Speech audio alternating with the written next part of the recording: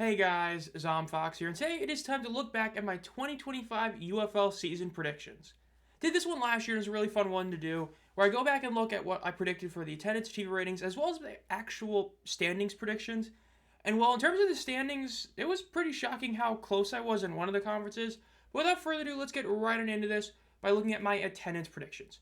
Now, this was made after the announcement of the season ticket renewal rates being poor. Now, I naively thought that we were going to still see some improvement from a lot of teams, especially Houston. Now, in terms of overall, there were actually two teams that did better than my expected or my predicted attendance. DC and Michigan both actually did better, and by a decent amount. We're talking about over 1,000 better than I expected. Main reason for this is because I thought that DC was going to be hit really hard by the lack of season ticket renewals because of the fact they had such a passionate fan base. Instead, their attendance was better. Number one, in terms of actual in-person attendance, as I've mentioned before, in 2024, there were a lot of games where it looked like the announced number was significantly higher than the actual attendance, whereas this season, it was just what it looked like is what looked like it was there. So not only was the actual in-person attendance better, but the announced numbers were better as well, and did over 1,000 better than my predicted number. Now, Michigan, I thought they were going to go up in attendance, but they didn't just go up, they went up by a significant margin, over 2,000 people per game, better than what I expected. Now, by the way, DC does have a little asterisk there because the championship is considered like a DC home game. Even without it, they still would have been over like 12-5, so still increased. But with Michigan, I thought they were going to go up by a bit, not by this much. Michigan, their marketing team, Jake Bates, the team being good, Bryce Perkins, everything just worked really well to make them be the only team that actually went up in attendance from 2024 to 2025. And again, they did significantly better than even I expected them. Now, San Antonio is a weird one. I think it's pretty much agreed upon that if the team wasn't so bad, they definitely would have hit, if not far exceeded, my prediction of 12-25-0. Because they still ended up finishing with 11,105, despite the fact they finished as legitimately the worst team in this era of spring football if you go by just pure point differential. So if that team was even, competent, there's a real shot they could have broken 12, 13,000 people per game. So that's kind of a wash to me. Now, St. Louis, another bit of an asterisk. The fact they had the extra home game did end up hurting their attendance. The fact there was a Blues, Cardinals, Battlehawks, basically not triple header, but triple header at the same time one day, as well as the extra playoff game, to where there were 7 home playoff games for the Battlehawks. Ended up dipping it to below 30,000, so it still did worse than my predicted number, but it's another one I don't really feel too bad about. Houston and Memphis, yikes. Houston, a lot of Houston fans said it was because of the stadium. They were lying. Despite finishing 5-5, though, with the asterisk that they did beat two teams that are kind of tanking at the end of the game. Not tanking, but, weren't playing to win fully.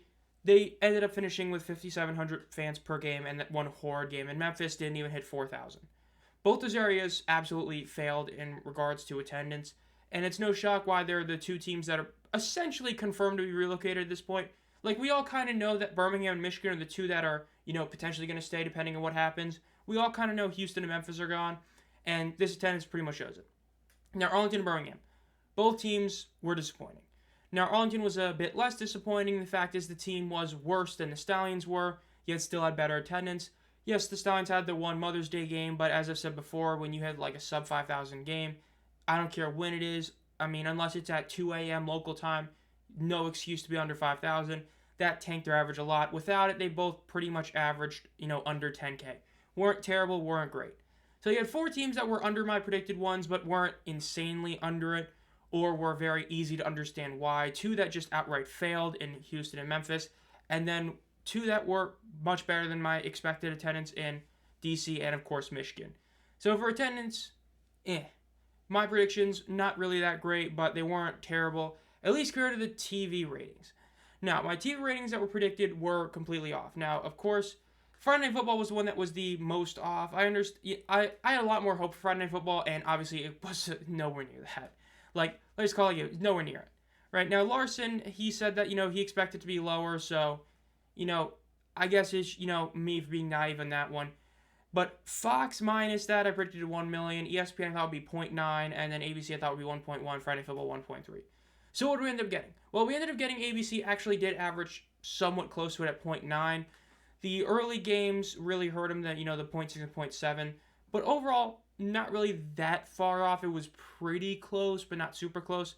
Fox, They had one game that hit over 1 million that had a great lead, and aside from that, they never even had over 800,000. And ESPN obviously was an outright failure as well. So TV ratings was nowhere even remotely near it. I was much higher. Again, we all know that the biggest talking point, aside from Memphis and Houston's attendance, was that the TV ratings overall just went down pretty substantially on certain areas. Like, ABC still did pretty solid, but ESPN was nowhere near as good as we were hoping it was going to be, and a lot of things like that. So in terms of TV ratings and predictions, not good there, nowhere near what ended up happening, and not in a good way. Now, the overall standing predictions. The USFL Conference. If I had just flipped Memphis and Houston, I would have been almost perfect on my predictions. I correctly predicted the Stallions' exact record of 7-3. I predicted they were going to break their record for most losses, and it would be in the regular season. 7-3, perfect. Michigan was off by one game. They went 6-4. I picked 5-5. Then third and fourth, I correctly predicted that 5-5 would be third place in the USFL and the XFL. By the way, I predicted that as well, that 5-5 would be third place in both conferences, and I predicted that the last place team in the USFL would be 2-8. So if I had just flipped Memphis and Houston, I would have been one game off being perfect in the USFL side. And we'll get to the playoffs, where I also was right about that as well. As for the XFL side, I was right about the Battlehawks making the playoffs. I was right that 6-4 would be the second place. So I did get the second and third place records right, but not teams. Now, obviously, DC was a lot better than I expected. I expected them to be really poor this year. They ended up winning the championship, obviously. But overall, did not think a team was going to go 8-2. Battlehawks did not think a team was going to be that bad to go 1-9. Brahmas did. But overall, I'm actually pretty proud of these ones. I feel like I did a lot better than I did with the predictions last year in 2024. Because again, I was, in terms of exact records that, and placements, and not just like, oh, I predicted a team would go, 5-5 and they won't win. I said on both conferences 5-5 would be third place, saying there were going to be two teams that were going to be just poor records that would feed wins to those teams. And guess what? Third place in both conferences was 5-5. I thought 6-4 would be good for second place in the XFL. Ended up being true. Thought 2-8 was going to be worse in the USFL. I was right. So in terms of standings predictions, I got 3 of the 4 right in the USFL with 7-3, 5-5, 2-8, missing the 5-5 second place. And on the XFL side, I went 2 of 4 with 6-4 and 5-5 being second and third place.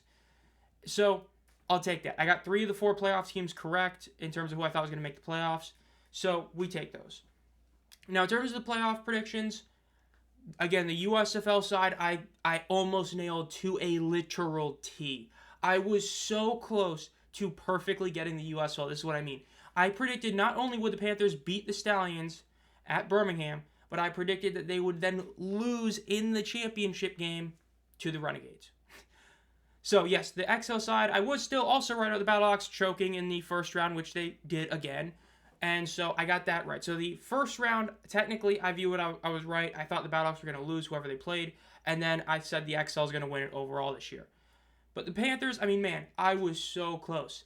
I was one team flip and one more win for the Panthers away from being exactly perfect in the USFL conference, which I am very happy about, because normally with record predictions, it's not the greatest. Again, like what I said with the betting picks, like sometimes certain things just work out really well. Like I got a lot of perfect, games, 3 of 3s this past season. And this one, again, I'm very proud of myself in terms of the USFL conference. In terms of the overall predictions, the attendance didn't really get that correct on any of them. Then the TV ratings nowhere near. XFL side did okay, but the fact that the USFL side I almost predicted perfectly is pretty wild, especially considering that, remember, these came out before the season started and before certain things were even announced fully. So again, to see that I got the playoffs for the USFL perfect with who would win the first round and if they would win the championship or not, and the fact that I got the Stallions record correct, got the 2 playoff teams correct, and got the overall records of 3 of the 4 standings correct, I take a lot of pride in that. But overall, that'll do it. This was my look back at the 2025 season predictions that I had, both the attendance, TV ratings, and actual, season predictions. The NFL preseason, of course, is going to be going on at literally later today. This video post, I'm probably posting this on Friday.